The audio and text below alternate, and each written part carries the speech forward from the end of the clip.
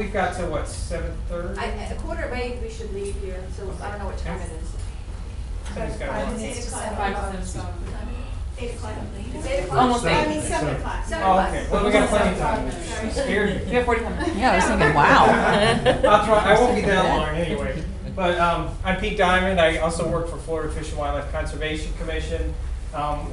Jennifer and I are both in the conservation planning services. I'm a biological scientist, a wildlife biologist, but a botanist by training. So, and we're both in the landowner assistance program. Oh, there we go. So, and I'm not as much of a talker, and I don't have a great memory, so I have to rely on my notes to make sure I say everything. And it also pops up there, which is nifty. And just to make sure that I say everything that I want to say, I have little cheat sheets here. So, but anyway, obviously these aren't Florida, but what I want to say is that we live in an amazing place. The United States is an amazing place. There's a lot of diversity. If you've ever been out west, if you've been in New England or anywhere in between, you know exactly what I'm talking about. I'm sure that you all do. But I think that you know, we have some really world-class biodiversity right here in our own backyards. And I took this picture. It's a bit darker here than I think it normally should be. But I took this while doing quail calls at the Babcock Webb Wildlife Management Area as the sun was coming up one morning. It's just a stunning place to be, really, no matter what time of the day that you're out there. But it's the condition of nature and our natural areas that reflects an interplay between natural history and human history. And it's the breadth and intensity of this interaction so it tends to define a geography of risk for our native species. So in a report prepared a few years ago on the condition of biological richness in the United States, one of the key findings was that habitat destruction and habitat degradation are leading threats to biodiversity, followed by the spread of harmful invasive alien species. And I kind of hate to say this, but I was doing a little reconnaissance here in Northport like a month ago, and I did a little exploring, and I found in an area that's being developed, I won't say where, but it's a fairly decent flatwoods area, but there was this 1 acre area within this flatwoods, and I don't know why it was like this, but it was just covered up with this really highly invasive coban grass and surrounded by Brazilian pepper. So, even when you're out sort of in the middle of nowhere, it was a bit disturbing to see that. So I don't want to focus too much on negatives, though. But in the presentation that I'm giving today, I'm going to highlight some of the biodiversity of our area in Florida and in our region, including focus on some of our primary forest trees, their natural history and uses, and how we interact with these trees. And I'm going to also introduce some of the wildlife that including panthers that Jen's already talked about. And I'll make mention in a little bit just of this guy. You know, bats they're like so ugly, they're kind of cute in a way. And this is a Florida bonneted bat. I'm not sure if anybody's heard of that, but He's very cute. They're in the NEB magazine this month. Feature on it. Right, and I was going to mention that too. I just got that. Is it Harbor Happenings? Mm-hmm. Yes, it's a great thing. There's a great story in there about longleaf pines and the Longleaf Pine Alliance. And if you haven't seen that, grab a copy from somebody. And it's I think going to cover a lot of stuff that I don't cover here. So I think it's a nice complement to this little presentation. So anyway, so it was very timely that came out. So what about biodiversity? And what does that mean? Well, the number of different native species, or species richness, is the most prevalent measure of diversity, and it provides a great measure of our biological wealth. And these are all Florida native wildflowers, by the way. So where does... It's the bottom right. That one? Isn't that Lily? Yeah. Oops. It's a Kate's booth, or yeah. One on the far right. That's really cool. Bottom right. Yeah, bottom right. It's pretty. They're all pretty. Okay, so where do we rank in terms of overall diversity? Well, as you can see, we're 7th out of 50. I think that's pretty good. And I think what's interesting here too is that number 5, Alabama; number 6, Georgia; number 7, Florida. And then when you look, North Carolina is number 9. So I don't think it's any coincidence that we're all so close together in the list here. Our northern neighbors have some really diverse geographies that include mountains, Piedmont, and coastal plain. And much of the diversity that we have in Florida, it extends southward into Florida along the Caloosahatchee River. Not Caloosahatchee, along the Chattahoochee River. It's one of those hoochies. And the Chattahoochee forms the boundary between the southern parts of Alabama and Georgia. And it's amazing. I don't know if anybody's ever spent time in North Florida in the Apalachicola National Forest. Anybody? Yeah, it's an amazing place. But the Chattahoochee is where a lot of, it's like a funnel sort of for plants that come from, and animals that come from the Appalachians. They all sort of funnel down. And North Florida has got an amazing amount of some really rare plants. I like the Florida torreya tree. There's a whole host of other plants. But if you ever get a chance to go up there, it's just an amazing place, Apalachicola National Forest. But one other thing, we're not in California, Texas, or any of those other places. But if you know your geography, all these states are all connected to one another.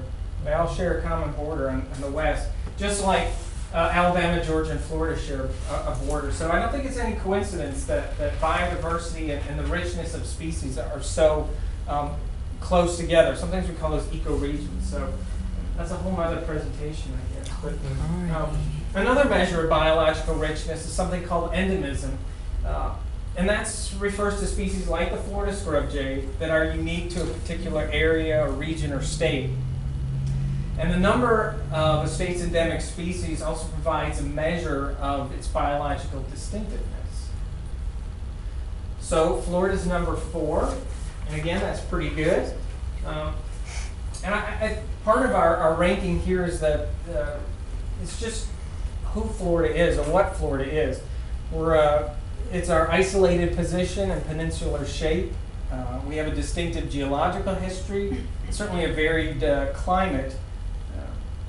And in many respects, we function like an island. So many of our endemic species have developed really in relative isolation. Examples include the Florida bonneted bat that I mentioned, and also the Florida mouse, which is pictured there in the top, as well as, believe it or not, 19 different species of crayfish. Who thought? I mean, when I was a kid, I thought there was one kind of crayfish. We have 22 different species of caddisflies in Florida and 60 species of beetles. These are all endemic species. They're not as charismatic, as the panther, but they're all unique, special critters to our state. So the ancient dune system of the Lake Wales Ridge, and Jennifer mentioned that, really once islands that were surrounded by a vast sea. These isolated a lot of animals and let them evolve into unique species like the sand skink. And because Florida's endemic species are found nowhere else in the world, it's really rests exclusively on the conservation efforts that we enact here in Florida. So then we come to risk, and I think what seems more relevant in this day and age is not why did the chicken cross the road, but why are sandhill cranes crossing the road? Florida ranks pretty high in terms of species richness, but we're also a state where it's very attractive for people to move to. I imagine we'll have a lot of new people coming in after the winter that they've had in the north and northeast especially. It also means we're impacting the natural environment and different plant and animal habitats. And it's this threat to biodiversity that's expressed as risk. And that represents plants and animals that are at risk of extinction due to rarity or other factors. And look, now we have 2 species at risk. If you do shoo sandhill cranes off the road, please be careful. Same thing if you're picking a box turtle up off the road, moving to the other side. It's dangerous for you. It's obviously very dangerous for them. So, and I certainly don't mean to make light. She's obviously doing a good thing here, but the main thing here in all seriousness is risk levels by state. We're number 6, but Alabama is number 4, Georgia's number 8. Again, we have some of the most species-rich states, also have some of the biggest risk in the southeastern United States. So, how do you figure that? Yeah, how was it?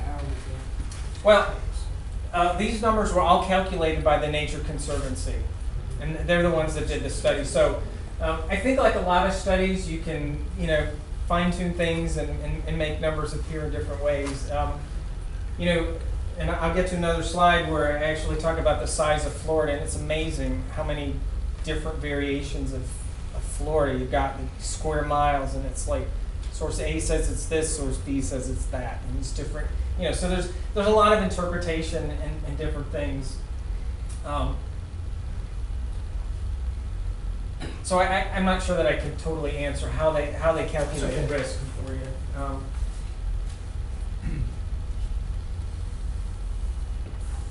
So when we look at risk and the current condition of Florida's biological richness, we also have to consider the amount of diversity that we've lost. And this absence or loss of species is measured in terms of extinctions. And there's several measures of extinctions. And first we have species that are presumed or possibly extinct. And these measures account for species that have disappeared from their entire former range. So in just 2 years ago, in 2013, the U.S. Fish and Wildlife Service said that these 3 butterflies that were found only in southern Florida have now been declared extinct. It's the Florida Zesto skipper, the Keys Zaraco skipper, and the Rockland Mesk skipper. And unfortunately, the U.S. Fish and Wildlife Service has said they also expect the Chassis swallowtail and the Miami blue butterfly to become extinct in the next few years. And that's really disappointing because I've kind of, even when I didn't live in Florida, I read different things, about those 2 butterflies and how there was so much effort put in place to conserve them. So it's very discouraging to hear that, we've lost 3 and here's 2 more really pretty much on the edge. There's also these 2 butterflies. They represent a different level of extinction within a state. They disappeared from Florida, but the good news is they exist elsewhere in the Caribbean. The top one is the Bahamian swallowtail. The bottom one is the Nickerbean blue. So, there's possible potential, I guess, for those to maybe be reintroduced into Florida at some point in time.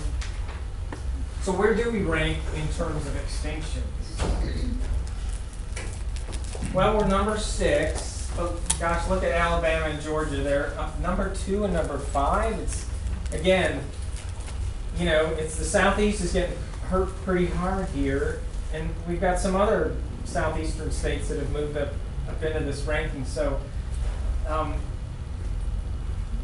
yeah, it's I think disconcerting, to see some of those numbers. But we'll kind of look at a different part of Florida and see what's going on. So, Florida does rank 22nd in terms of overall area. This is where the numbers get a little tricky, but we have something like 54,000 square miles. That's about 34 million acres. And we've got 67 counties. So it's a huge area. So who's watching out for all of our at-risk species? And what's happening in the state's natural diversity? Well, the answer isn't simple, as you'll see from the next slide. But as Jennifer mentioned, a lot of it's public lands, but a lot more of it's private lands. And even among our managed lands, there's different levels of protection and different uses. So it's not really a simple cut and dry case. We are fortunate that Florida has one of the largest systems of state-managed wildlife lands in the country.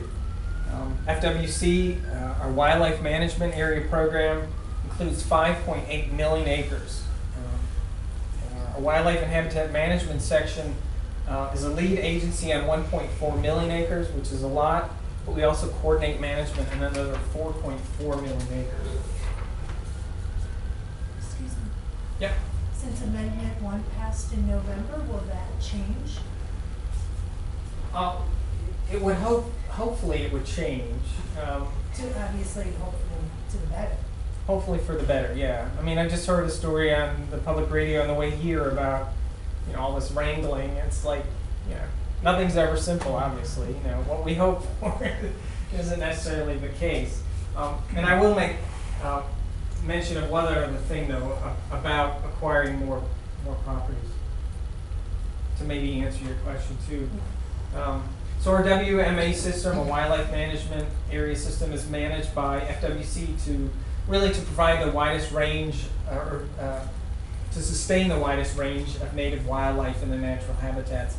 And FWC's commitment is reflected in our key principle in the latest agency strategic plan, which is ensuring sustainable wildlife and critical habitat.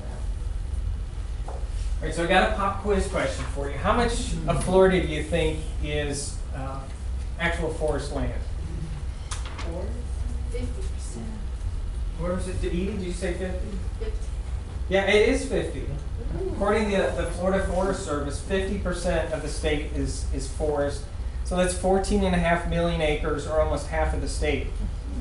And this is really a pretty detailed map. I mean, there's all sorts of forest types in here. But as you can see, most of North Florida and even parts of Central Florida are pine forests.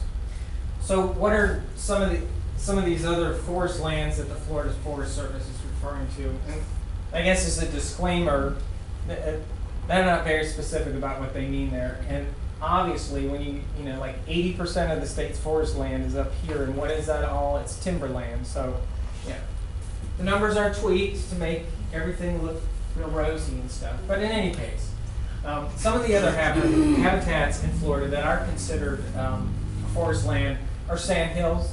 This one's taken at Chattahoochee State Forest up in Citrus County, which is it's a fantastic place to visit. I've seen a lot of rare plants up there. But sandhills are savannas of really widely spaced longleaf pines and turkey oaks, often with a wiregrass understory like you see here.